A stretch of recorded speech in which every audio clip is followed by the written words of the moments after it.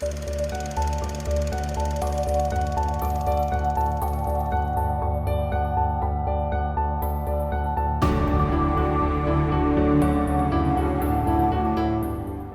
I'm Sophie, and I haven't seen a lot of movies. Hi, I'm Paul, and I'm here to help with that.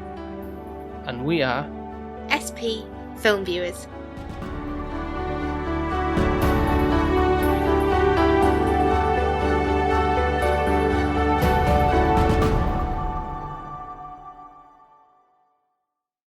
This was a while ago, but do you remember when we covered a film called OldBoy?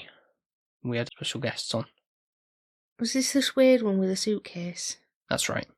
And we had 2 London boys. Mm-hmm. It was subtitled. Yeah, it was Korean. I was going to say Korean, but then I thought you were going to tell me it wasn't. Well, we are going to be covering another film from the director, Park Chan-wook, and also we are having another guest joining us. Is it a trippy?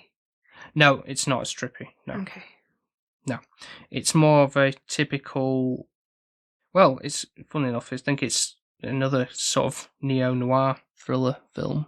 Okay. But obviously from Korea, so I remember in the Blue Velvet episode you did say you quite enjoyed it. So, and this is one I've seen before, and I really enjoyed it. Bigging it up here. Is that sarcasm? Or? No. Sorry, the way you said that was very. No, it's just it's a bit. Yeah, it's not as. No, it's not.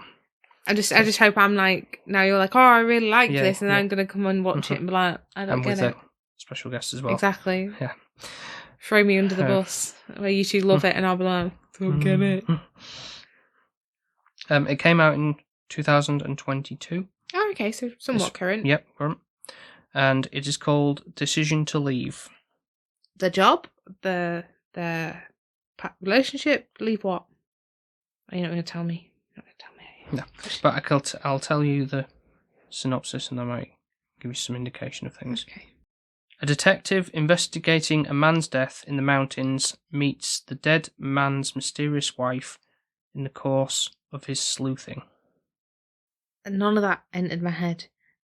So, detective is investigating the death of a man that the wife of the dead man.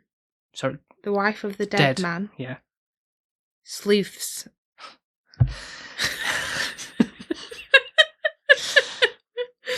He's investigating a murder, and he meets the wife of the man who has died. Yeah, got that bit. While, obviously, he's doing the investigating. So it's kind of just... Okay, why does sleuthing sound sneezily like something worse? No. They're going to get it on, aren't they? Why does he want to leave? There's no decision to leave here. All very loosey-goosey, Paul, and vague. Well, at least it's not telling the whole story. I'm intrigued, I guess. I want to know why he wants to leave. Leave the detective thing because he don't want to know why the man was murdered so he can go out with the wife. Maybe she's the murderer. I thought, have I got the answer? You have to see to find out. Okay. But yes, look forward to revisiting this one again. So we'll be back in due time with our special guest, as we'll be discussing Decision to Leave.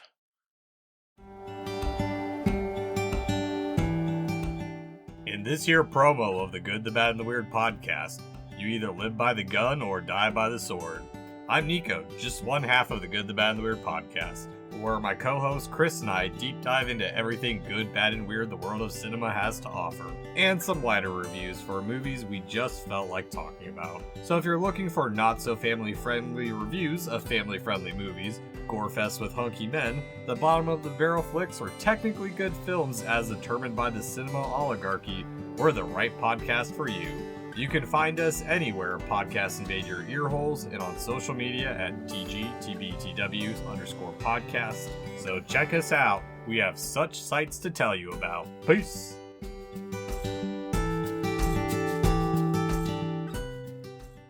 And we are back, having watched Decision to Leave.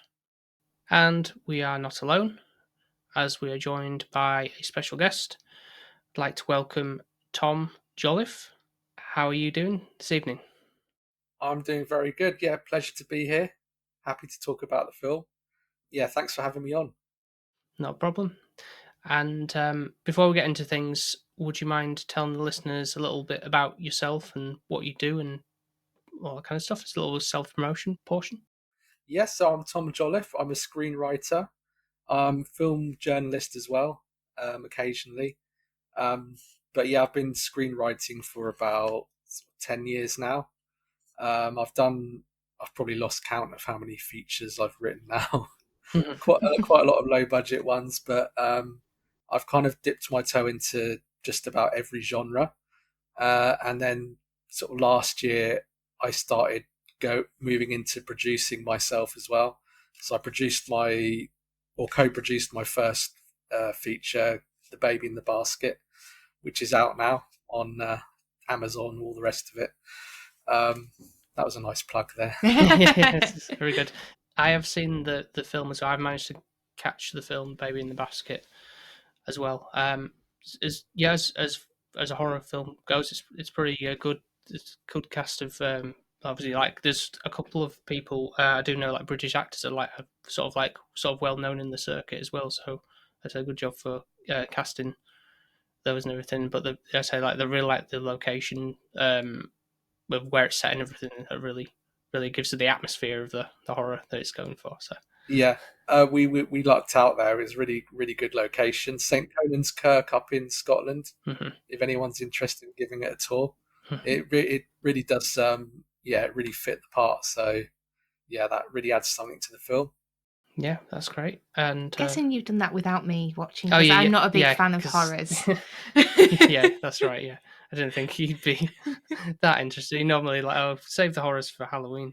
I do. It's my worst season is Halloween. I absolutely hate it.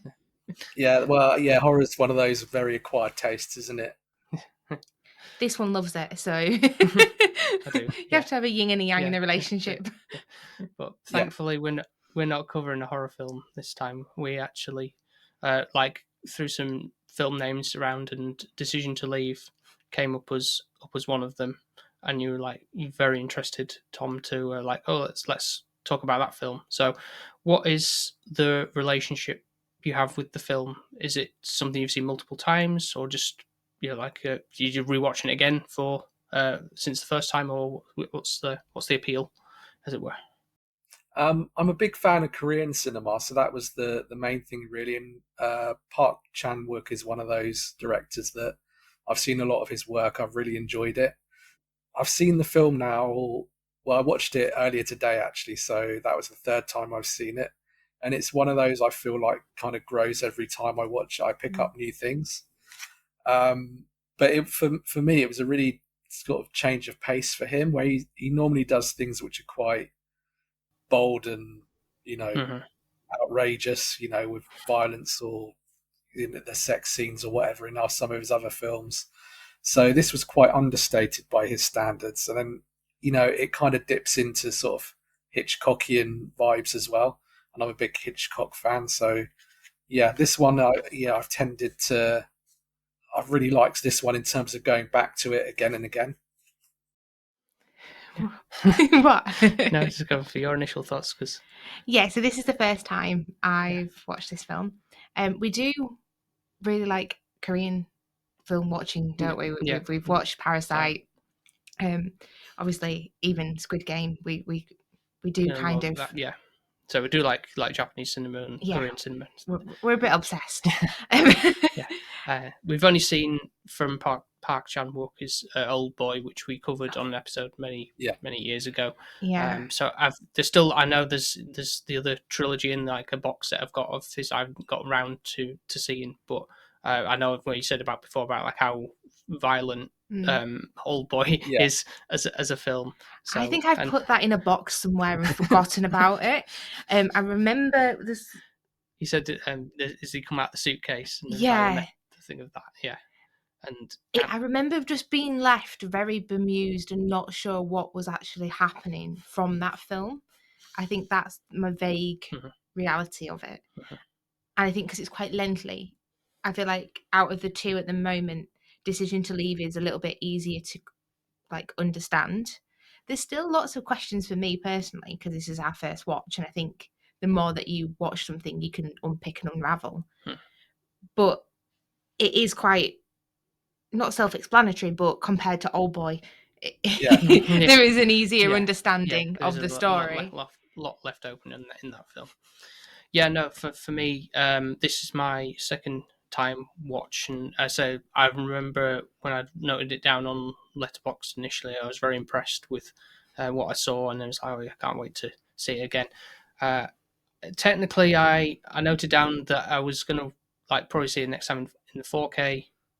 It wasn't a 4K disc. It was just again on the movie streaming service, which that did have 4K on it. So I'm guessing I'm still getting the benefit on there with the TV and everything. But it did look really, really nice with the thing. I say like definitely the cinematography was the main standout from what I wrote down and noted from the first time watching. It still stands with this one as well. I think it's just the use of the camera work as well, like placing in the detective in those kind of scenarios if he's in the room with the woman he's investigating in that, and then like as if he's over her shoulder essentially, like mapping out like what's going through her mind and everything like that.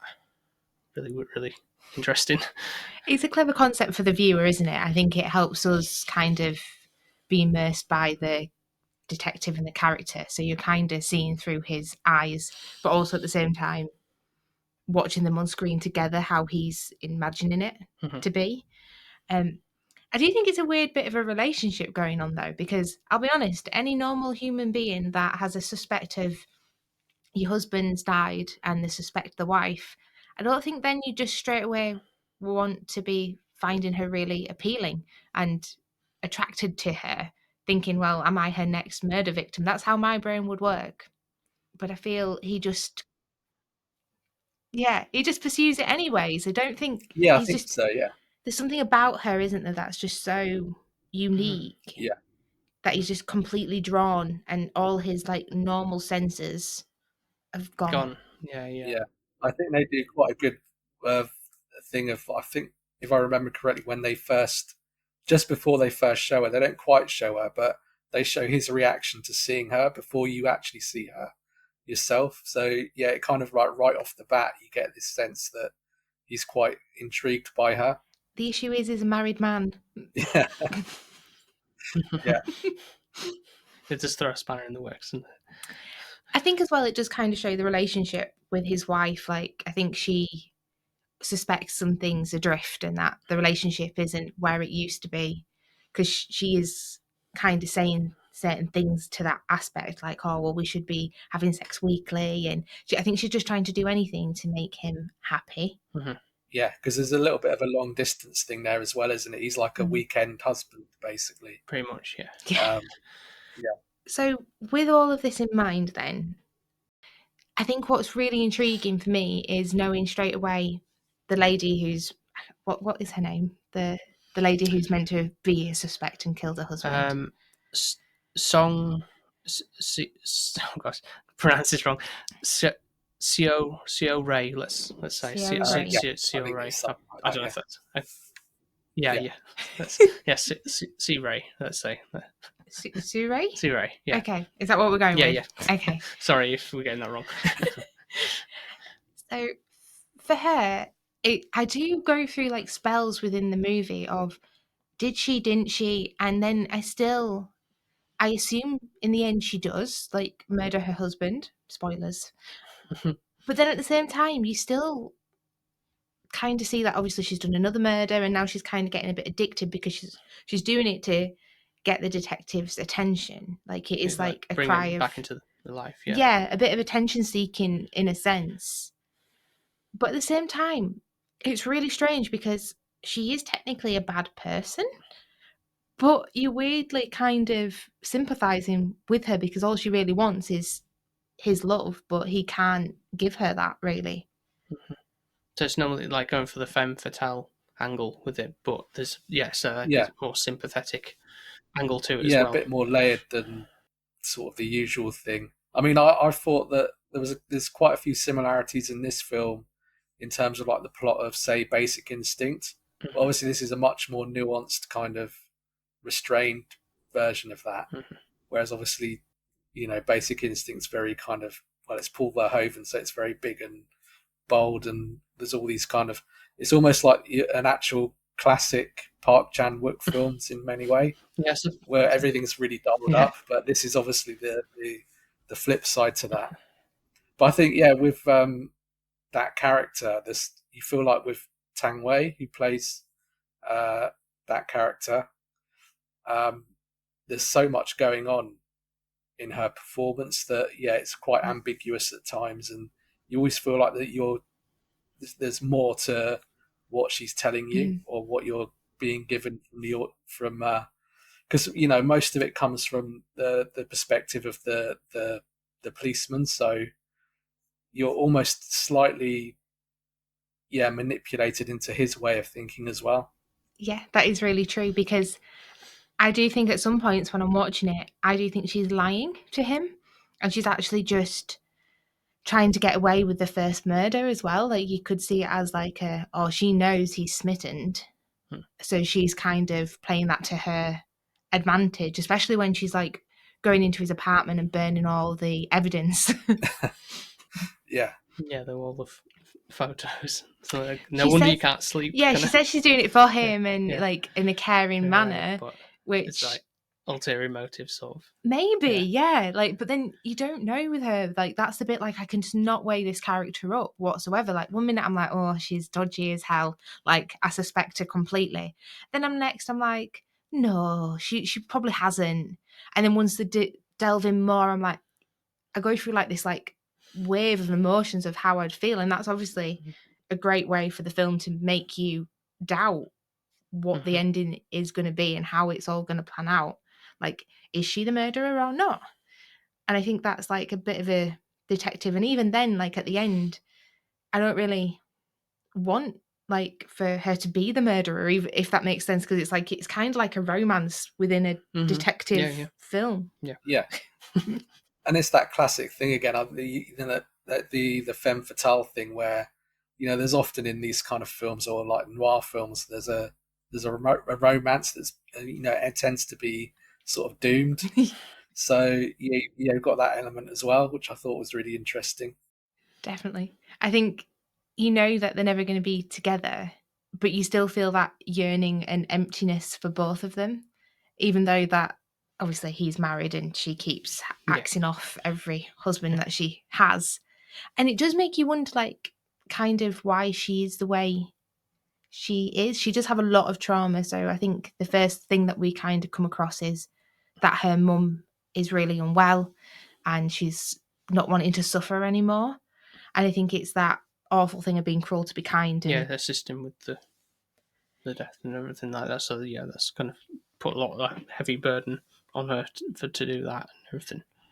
Yeah. And I think that plays out with her, how she then becomes who she is. I think that's like the main like action point from it. Why she kills off her husband, I would love to know. Like, what's he done? Yeah, she tends to get quite drawn to, I guess, sort of. So the first husband is a lot older and he's obviously quite wealthy. So there's that he's drawn to. I think the second husband is also, he's wealthy, but he's like a con man, so he's conned all the money. But again, there's a slightly abusive nature to it as well. So she kind of admits that she always gets drawn to the wrong man, and the right kind of man that she wants, like the detective, they don't look at her.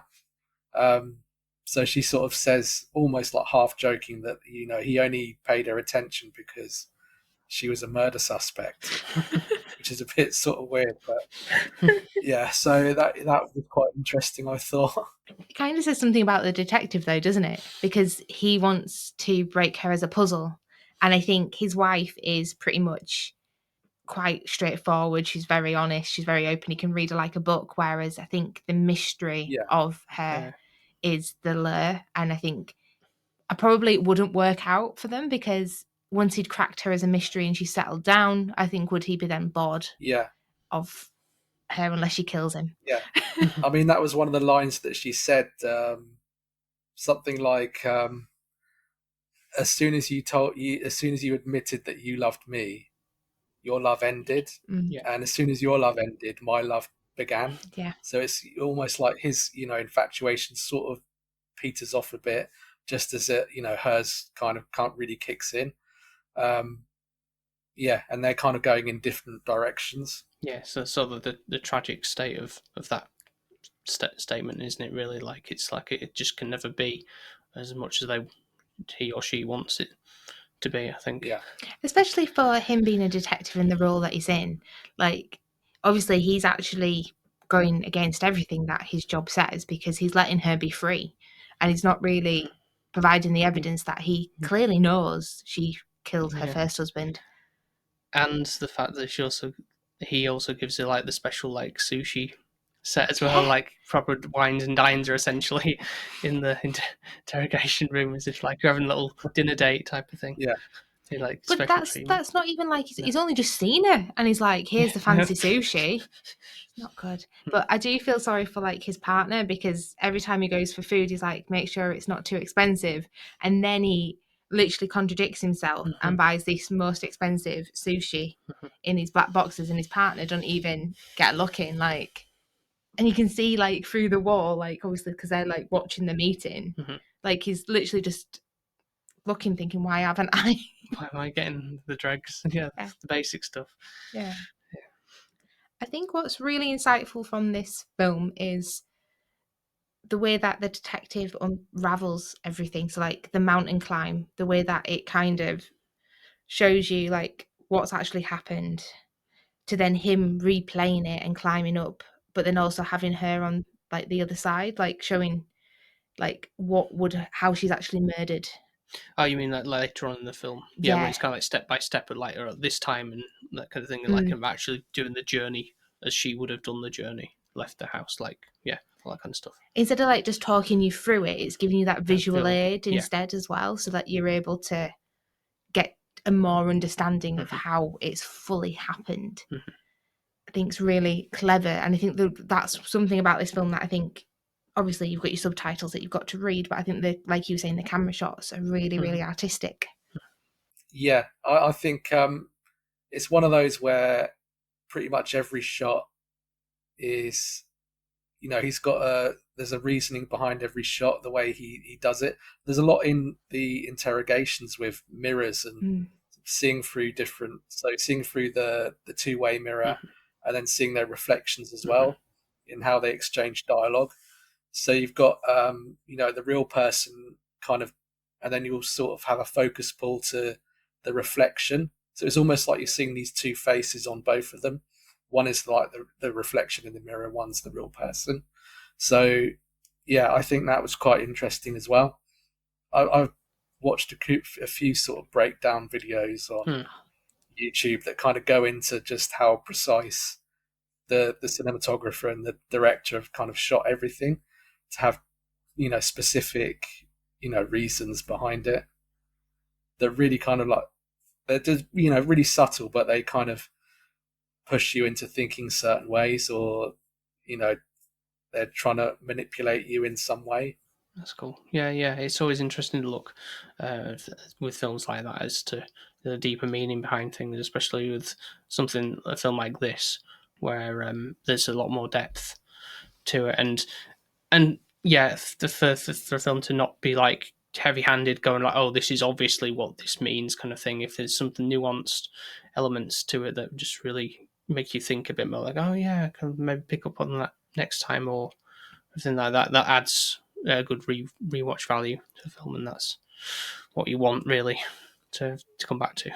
Yeah, 100%. And I think that's the other aspect of it, is like when he's like on his stakeouts and he's through his binoculars, and you kind of get that close up where you're seeing her, what he's seeing, but at the same time you can kind of visualize the room. And I think as well, she comes across as such a caring person. So like obviously her job is to look after the elderly. She's going in, visiting them. She's helping give medication and such.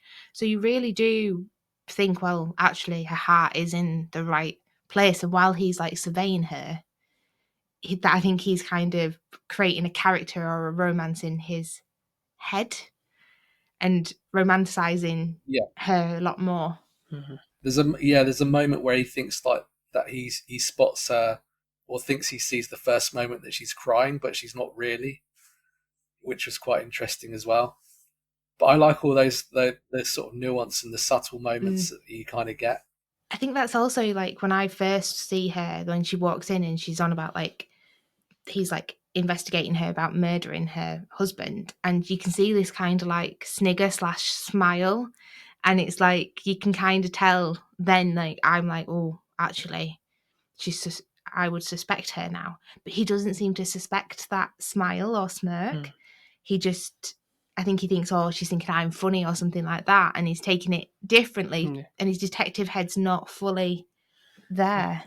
One of the things I sort of noticed this time around as well, although I'm not obviously at all fluent in like Korean or Chinese, obviously she's saying like, oh, I don't know much. I'm Chinese, but I'm trying to speak Korean kind of thing. Like it's not very clear or whatever. Like if I'm coming across that way, so sometimes she has the phone to like translate what she's saying, or the vice versa.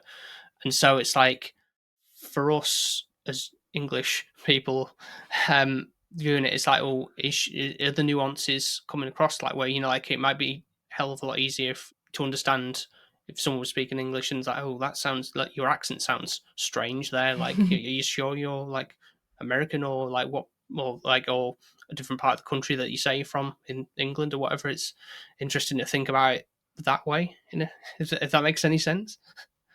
Yeah, I think so. You've got those elements that are lost in translation, and then that's just another thing of this. Both of them trying to kind of read each other, and obviously it's more from his point of view that he kind of has to, because obviously he's the detective, so the onus is kind of on him to, I guess, solve the crime, to prove her innocence or prove her guilt. But obviously his mindset is really trying to push towards, initially anyway, towards proving her innocence. And then when she does kind of get cleared, there's that feeling that he can't shake off, and he ends up, that's when he sort of looks a bit deeper, and he's trying to prove her guilt. But then I think he still lets her get away with it, doesn't he? Like, yeah, because he figures out that the phone is one of the grannies that she's taken. And actually when he goes, because she's like saying, oh, my phone's not working now, I can't play this song. And that's when like that all comes together. Like that's the day that her husband was murdered. It just coincidental that granny is not going to be able to climb that mountain and push him off, is she? So oh, is she? So you kind of, then he unravels the pieces, and I think that's when. And he even does the things that, oh, I bought her a new phone. It's like, don't worry about it. You're kind of safe. And then get rid of the phone, like get rid of the evidence. So, like covering her back, just like for. I'd rather, if I were him though, I'd rather not know that she was the murderer. Like obviously I'm a detective, so I need to find out the truth. But then he hides the truth anyways. So isn't that harder to lie about something that you know she should actually be in jail? Yeah, why is he sort of risking his, his career essentially for a woman? Yeah, pretty much. Yeah, that seems to be that. I mean, that's what she takes as his act of, basically his act of love, where that's the moment she realizes that he's in love with her. The fact that she sort of basically lets him, he lets her get away with it. But then he can never be around her or with her, so it's like, I feel like I'd probably want to take a pride in my job and be like, even though I love you, I know what's morally right, and you've actually killed somebody, so really I should do my job and and literally throw you under the bus. He sort of almost realizes it towards obviously the second, or the tail end of it, the second case, where it ends up looking like she didn't actually kill the second husband, but then he's sort of desperate to try and prove it. And obviously there's another twist beyond there where, it turns out that she essentially facilitated it. So yeah, it's quite interesting the way his mindset works and changes through the film. But he's a little bit blinded by that obsession with her. So with the second husband, I just straight away assumed it was her because obviously we knew she'd done the first husband. So I was like, I didn't even like question her really that it couldn't not be her, if that made sense. It just seemed like a recurring pattern that every man she marries, she clearly gets sick of them and axes them off. And I think it doesn't help her that she actually gets him from the pool. She cleans like the water out of the pool. In a sense, though, she's saying the reason why she's doing it is because she knows the detective's going to come round. He doesn't like the smell of blood, so she's doing it out of a kind heart. But actually, yeah, again, getting rid of all the evidence and the fact that she's handled him so much, it makes her look more of a suspect. Whereas the whole thing of it, it's sort of being like there is that involvement with this guy who's the husband is like involved in like shifty business really, and this this other brute who's called nicknamed Slappy to come round and sort her out, or like where's the goods and everything, like the money and everything like that. And so it's like, well, it could be that involvement there, to be honest. But again, at the same time, it's kind of all you are looking very suspicious as well in this situation, just off previous incidents, should we say? Yeah, no, I think so. I think it's quite interesting that the little twist. So obviously, the other guy, Slappy, ends up confessing. He went around and killed the husband. He's sort of proud of it in a way. So that it almost disappoints the detective, the fact that obviously she shouldn't have moved the body around and had sort of strange reasonings for doing that. But yeah, but then he still can't let it go, and then he obviously finds out that she killed Slappy's mother, which caused him to react and kind of go after her husband for revenge. Yeah, so it was quite all these interesting sort of twists and turns. Going back to Hitchcock again, the kind of classic. There's always a lot like an extra twist here and there. I think that's the thing, because then as well, like from the first watch, I'm still thinking, even though they've said that, are they telling me the truth? Yeah. Like, just because somebody said something, is it actually the truth? So I was like, well, maybe he's just trying to cover for her and they're trying to put on an act. And actually, she has murdered him, but she's roped this guy in to say he's done it instead. Yeah, so my mind was going that way a little bit, like, oh, is she just putting on a little scene to kind of cover her own tracks, just so that then the detective could think, oh, she's innocent again, and it is the other guy, because actually she did kill him. So I am still, for some reason in my head, think she's killed two men. Like I do think she's that type of woman that she just wants to kill every husband. And I do think if they ever got together, she would kill the detective. Like, I think that's how it would happen.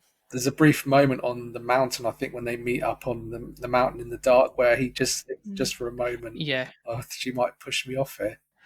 You said that, didn't you? 100%. I was like, is dead. This is it. This is it. Yeah. But this is how it's going to end. He's going to die, and she's going to push him off the cliff.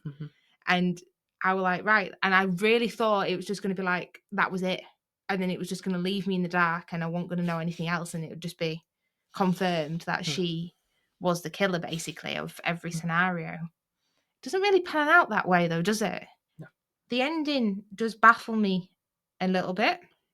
As to why she essentially buries herself. Yeah. It's like kind of like suicide, isn't it? It's like she's basically digs a massive hole in the sand and waits for the tide to come in. There's another sort of interesting subtext that a few people picked up on, and it's the theme of the mountain versus the sea. So he kind of represents, I think he represents the sea, and he's always looking upward. So you get a lot of these shots, and it's quite intentional, where there's a lot, you'll notice a lot of shots where he's running uphill, like when he's chasing suspects, he's always going upwards. Yeah, that's true. And then obviously he's climbing up the mountain when he's recreating that. She's kind of from the top looking down, because I think he says as well, he kind of mentions to his wife at one point how he'd love to be out by the sea and by the coast. Yeah. So he's kind of like this person who represents the sea. She represents the mountain, and she's kind of looking down, and she wants to kind of be there. So they're both looking in the opposite direction, basically. So that's kind of, that's what a lot of people thought was the reasoning behind the sort of the final shot. because she kind of buries herself in the sand to be kind of taken away by the sea. And where she's kind of dug That out, he represents. yeah, she's dug herself like a hole, but all the kind of excess sand that she's dug out is she's formed into like a little mountain that slowly gets kind of eroded as the sea comes in, and then eventually covers her up. So yeah, that was quite interesting. There's a couple of videos that theory as well. That's interesting. Yeah, so it would be so like the sea being representation of his love for her or pining love for her, and so it's like love is washing over her, and she's drowning in that. But it's more like a sad fact that it just can't happen really. So just swallowed Up by the sea. Yeah. Yeah, I don't know where the triggering point is for her to decide that that's what she needs to do. Like it feels really like out of the blue. Like I didn't think she would be doing that as a character. I really genuinely think she thought she was going to push him off, like instead, and she would live. Like I didn't ever suspect her not to live. I think it's part of that the doomed romance thing where the moment she finally realizes that her feelings for him are a bit different, that she's in love with him, but then she kind of realizes that he's gone past that point now where he probably can't love her, or that's maybe what she thinks, but you kind of get that reaction at the end that maybe suggests that he still does. Yeah, 100%. When he's trying to find her in the water. I remember first watching that and sort of hoping that he'd sort of find her at the end.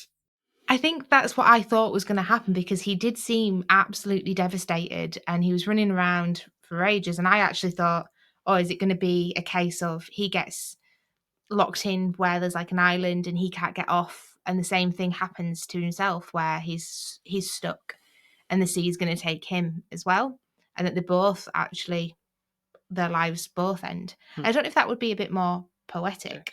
Perhaps, yeah. But at the same time, I guess it makes more sense with the chase of the sea and him being that representation, like you're saying, that actually he's always going to want to investigate her and unpick her stories. And that's the reason that the attraction's there. And once he's unpicked and unraveled it, then his love dies again.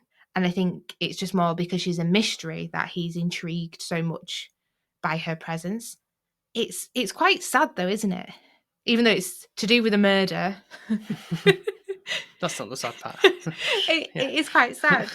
Yeah, it's almost that classic noir trope as well, that you'll get the character, even though they're kind of morally complex, and there's you do have a little bit of sympathy for that character. It's just the fact that because she's murdered a couple of people potentially, it's almost like by the end she kind of has to die. It's been in so many sort of anti-hero films, I suppose. Mm-hmm. You could call it in a weird way an anti-hero. So yeah, it's like that whole thing of the morally complex character who's kind of done wrong. So yeah, even though there's maybe some redemption in certain areas, she could almost, it's like in cinema terms anyway, she has to die. It's just the right thing to do, I suppose, for the story. Yeah. Like at the end of Get Carter and things like that. That's a film we haven't seen. Neither of us have seen before, but I always just assume you've seen all these films and I haven't. Oh no, it's fine. Don't worry about it. No, it's fine. It's always tricky to talk about certain films with. Oh, have you seen? And talk about it. Oh no, I haven't. Whatever, but it's fine. We may as well. I might as well ask the question. Obviously, we talked a lot about Hitchcock films. Do you have a particular favourite Hitchcock film, Tom? Just out of interest. It tends to rotate between, and it's usually the most recent one I watched, but it's usually North by Northwest, Vertigo, or Psycho. One of those. Just depends which I've watched most recently, which I think was North by Northwest. So yeah, I'll go with that for now. What about you guys? I know you really liked Rear Window. I was going to say that, and then I was thinking, have I got it wrong? No. And then I think once you said Vertigo, I was like, yep, no, I've done it right. Are those two? Yeah, obviously Psycho's a classic as well. But yeah, North by Northwest. That's, I think, so for you, that's something we're going to do on podcast at some point because Okay. that is on the list of things to watch. Who's in it? Cary Grant. Oh, okay. So you should like that one. I love all the old films, don't I? Yeah. But I'm a sucker for James Stewart, so I think that's why mine are swaying to more those two, probably, I would say. Yeah. Rear Window's another one for me that's really close as well. It's amazing. And I think the fact that you can have a film that's literally just located in one room, pretty much, and have like the whole like neighborhood that they're watching over. I don't know. I think it's just really clever. Like that could probably come across really boring. You know, like there's not much scene changing or anything like that. But the story is just so like dripping and it keeps you on your toes about everything. There's a mystery all behind it. Yeah, it's amazing. Yeah, and I think it's just yet again you can kind of say the similarities here. Like it is quite. The story is quite simple, but then it's the way that it's delivered that makes your brain second guess every single thing that's actually happening. Is this actually genuine? And I think that's when I go to like Shutter Island kind of scenario in my head where you assume what you're watching is true, and then at the end it completely throws a curveball at you. And I think that is her actually killing herself for me. Is like I didn't think she would be that selfless to do that. Like she seems to be the one that kills everybody. So I would have never have thought she would have had that strength to do it to herself. I mean, it's just that whole thing with just how ambiguous it is in places that the film does a really good job of leading you in different directions and then kind of putting the rug out from underneath you. Yeah. But I think, that's like classic Hitchcock, and I feel like you see a lot of that in a lot of Japanese cinema lately and Korean as well. I mean, I don't know if have you either of you seen Burning? No. Yeah, that's another one that's it's got some similarities really, where you're playing with the perspective who's kind of leading the story, and you get a lot of kind of ambiguity there as well. That was quite an interesting one as well. Might be one that we have to check out. Yep. Write it down. No, I wondered what you were pointing out then. Yeah. It came out the year before Parasite, so okay. It's one of those that Parasite kind of came out, and then where in the West they'd kind of forgotten about Korean cinema. There was that period after OldBoy where everyone started watching Korean films. I can imagine. Then it kind of died off like 5-10 years after. Then Parasite kind of kicked it off again. So yeah, people kind of went back and watched Burning, and then they watched stuff like Squid Game came out and made everyone kind of watch Korean stuff again, which is good. Obviously, opens people out to new types of cinema.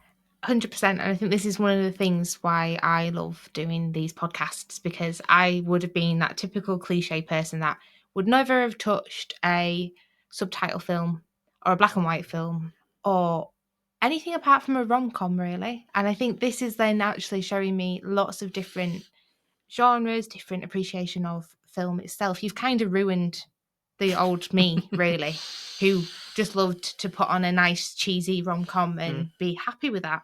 Now I watch those and you make me hate them, and it's great because you can see there's growth, and obviously I really appreciate film now. But then something that I really thought was nostalgic and I loved, then I'm like sat here thinking, why have you opened my eyes to me hating this now?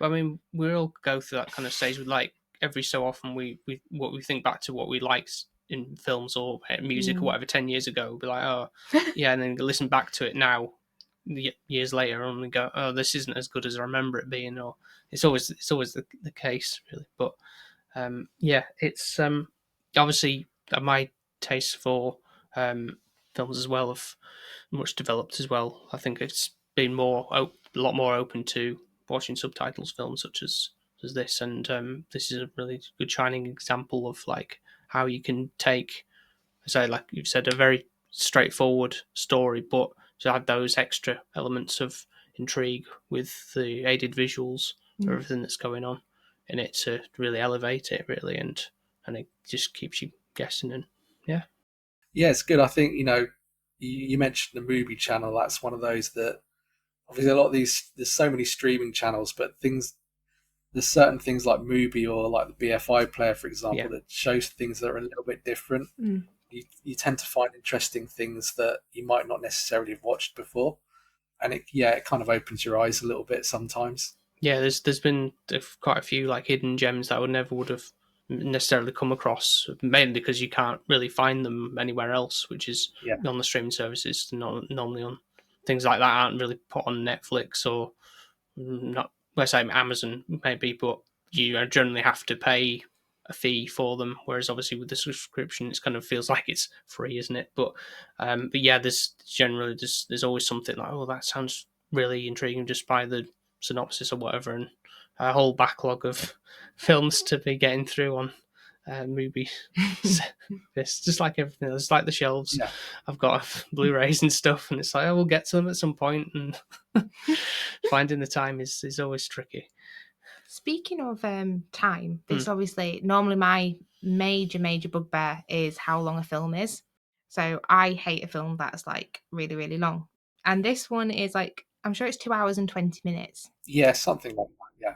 However, everything, I feel like I always hate a film if it's 2 hours long and the stuff that's not relevant.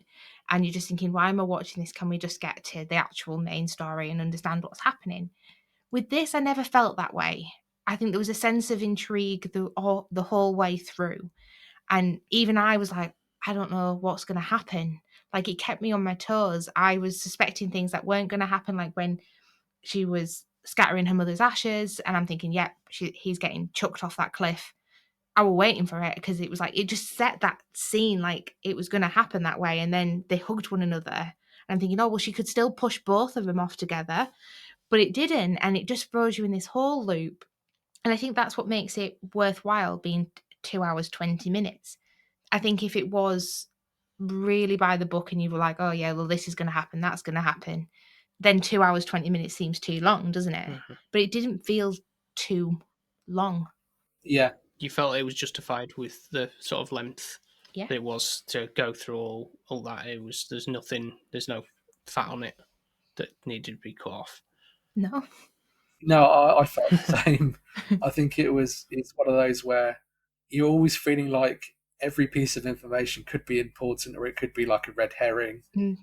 Yeah, and he keeps it really well paced because, yeah, like I say before, like Park Chan-wook films that I've seen, they tend to be really big. You know, people remember OldBoy because he got the shot in the hallway with the hammer. Yeah. Yeah. Shot, big action scenes, quite memorable, violent scenes that, it's quite impactful, those stuff like that, which is really big and overblown. But this doesn't rely on any of that, and it's really kind of restrained. So, yeah, you feel like everything you're being told, even though it could be, someone's interpretation of what he thinks she's thinking, or, his lens, it could be leading you in the wrong direction, but you're kind of intrigued as to what's going to happen.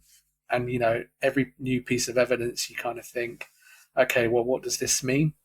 Yes, I agree. I thought it was really well paced.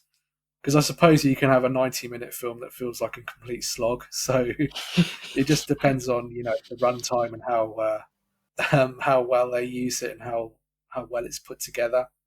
But I just thought, just all round, it was a really good, just like really impeccable filmmaking. 100%. And I think that's always a good filmmaking when I want to go back to something. So normally I'd want to go back if it's got a nostalgia side to it, or I always love like comfort films. So like Singing in the Rain for me is like a comfort watch where I'll just enjoy every second of it because it's just so wonderful. But at the same time, this one, I'm so intrigued that I would actually put it back on again just to unpick it and understand it. And I think it's got rewatchable value, and that's when a film has been made really cleverly that you care so much that you want to watch it again and unpick it.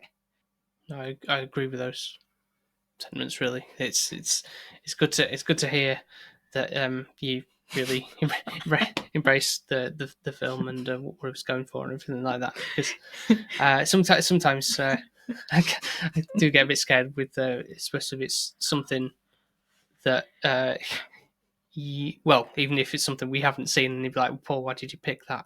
But well, it's like you were trying to do me a favour, and we watched Moonstruck, which has got Cher in it. It's a bit of a rom-com, and I'll be honest, I didn't really appreciate it, and I was a little bit like, I really thought I would like this, and it's absolutely rubbish. And I think I put you through a little bit of a loop, really, because you thought I was really going to like it. But then I didn't myself know what it was going in for, so it's like, yeah. But I just thought, it's just a safe bet, isn't it? You know, you like your rom-com. But if you could turn back time, you'd choose a different film. Yeah. Yeah. I'd watch this again, and it's longer. That's good to know, and I think it's definitely something that I obviously like implore other people to go and check out as well, if you want to, you know, experience something that is foreign cinema and has the kind of sensibilities of, like, say, a Hitchcock film and all that stuff, and gives you the intrigue and everything like that, and then be like the gateway into exploring more of foreign cinema, because I think that's a barrier that some people kind of can't get over sometimes, really. And this, I think, is like a shining example to break through to that.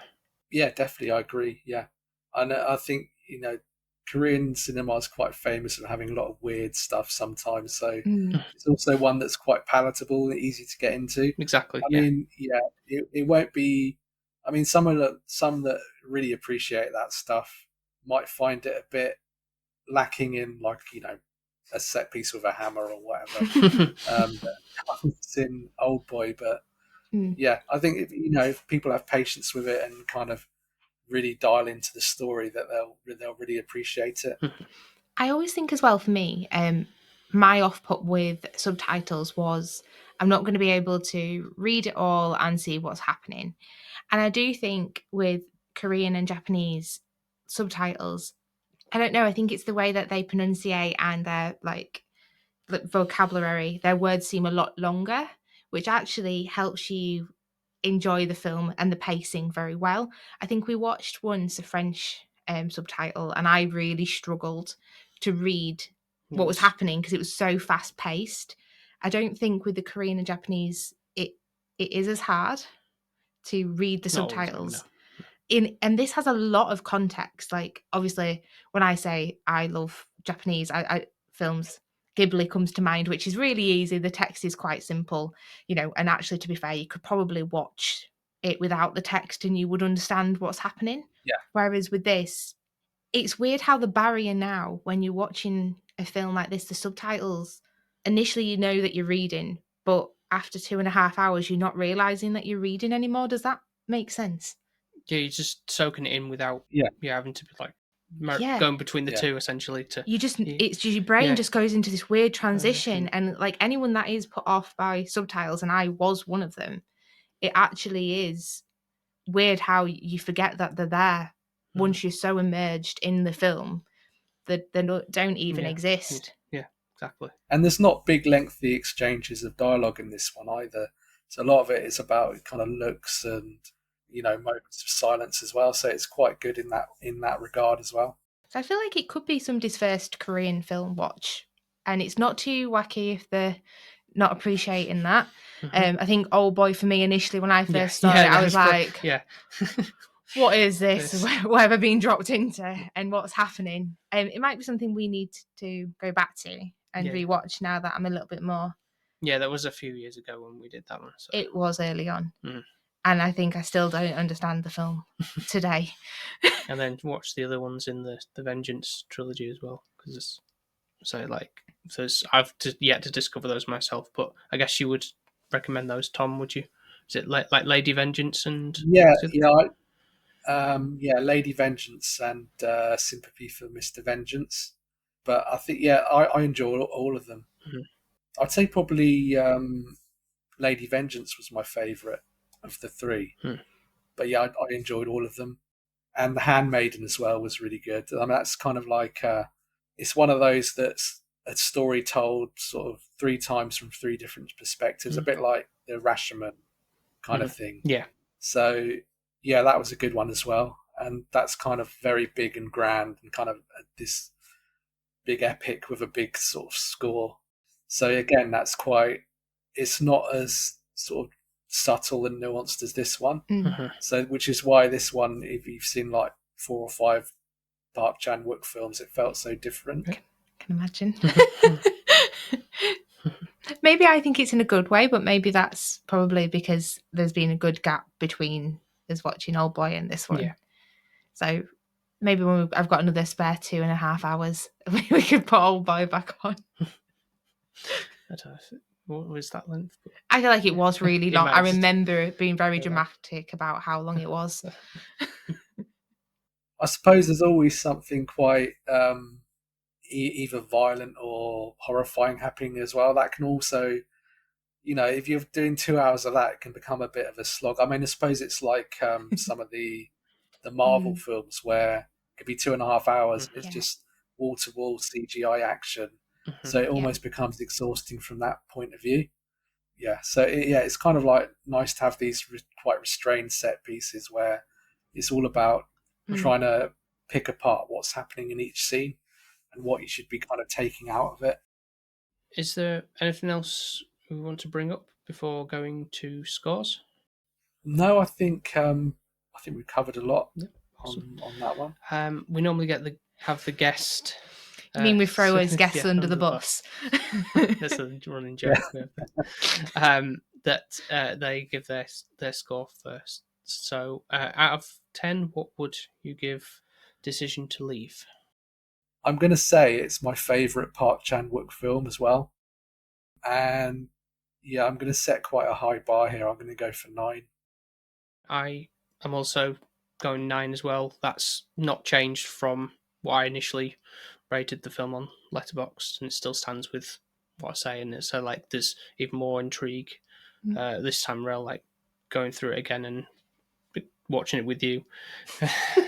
And did that help the matter this time? Because sometimes it can hinder when Paul watches something with me. I can really ruin the vibe with too many questions. But no, I think more just the experience of having you see it, and I'm interested to know what you're going to rate the film. I really would love to know what I rated OldBoy when we first watched it. I feel back. like I would make everybody cry with what I did score it. See if I can find it while you do this. So for me, I would agree. I think I'm going a 9 as well. There was part of me that did think it's a 10, but I think that might come with rewatch value. Mm-hmm. I just don't want to set it too high and assume that I'm going to get this amazing rewatch when I think I will.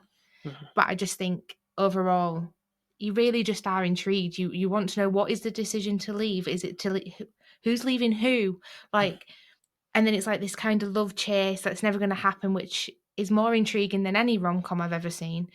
Because you know the ending and what it's going to be, whereas this, you don't know the ending. And I think that's why I would score it so highly and would actually recommend this to people to watch, which is a great thing. Have you found out what I've scored OldBoy? Yes, I have. Do you really want to tell him? He might get really upset. Yeah, but your tastes have changed. So, Sophie initially gave OldBoy a 6 out of 10, but that was 2021. So that's like 3 years grown ago since then, and that was like the early days of the pod. Could have gone up. Yeah, definitely. We'll I feel like I've watched it and never watched it again. Like I've not even tried to go back, have I? Yeah, you've never been. Oh, Paul, do you remember that Korean film? But it was awful because we had 2 lovely guests on, and they really raved about it, and I was just asking. I'm sure I was ripping the film to shreds and asking loads of questions because I just didn't understand it. Yeah, sounds about right. So I feel like Tom's got off really lightly this time. Yeah, thank you, Tom, for joining us on this episode. It's been really good to get some extra insight into the film and your views on it and everything like that. Definitely, I think it's really helped towards the ending for me personally, like that. What that meant, Yeah, no, pleasure. Before we let you go, would you like to tell people where they can find you on the socials and everything? Just another extra plug. Mostly I can be found on Instagram, so that would be @Jolliffe Productions, and that usually has updates on most of my film stuff and occasionally what I've gone down and wasted money on at HMV. Yeah, we know about that, don't we? not so many posts at the moment, but yeah, of recent. But yeah, no, as I appreciate you joining us again to talk about this, and so I look forward to seeing more writings and stuff about what you're working on Instagram. Yeah, thanks for having me. Yeah, thanks very much. See you later. See you later. Bye. Thank you for listening to this episode, and a big thank you to our special guest. If you want to check out some of our other episodes, you can do so by going to Apple Podcasts, Spotify, and wherever else you get your podcasts from. And we'd really appreciate you leave us a 5-star review on any of those platforms as well. A big thank you to the Patreons for supporting the show, who are Mark from 100 Things to Learn from Film, Ben from Ben Push Pull Health, Nico from the Good, the Bad, the Weird podcast, Chris Gren, who is cgren_draw on Instagram, Alex, who is desperately seeking username on Instagram, Shani, who is SDOG on Instagram, Danny Jones, or Jonesy, who is at WeightLossJonesy on Instagram, Emma, who is M_Hayton on Instagram, and of course Sophie's mum. And if you would like a shout out on each of our episodes and the opportunity to vote on what we watch once a month, all you have to do is go to patreon.com/SP filmviewers to sign up for as little as £1 or $1.50 a month, and gets you those little perks and helps grow our little community. And lastly, if you'd like to follow us on social media, you can find us on Instagram, Twitter, Threads, and TikTok under the handle SP_filmviewers. Once again, thank you very much for listening, and we will speak to you next time.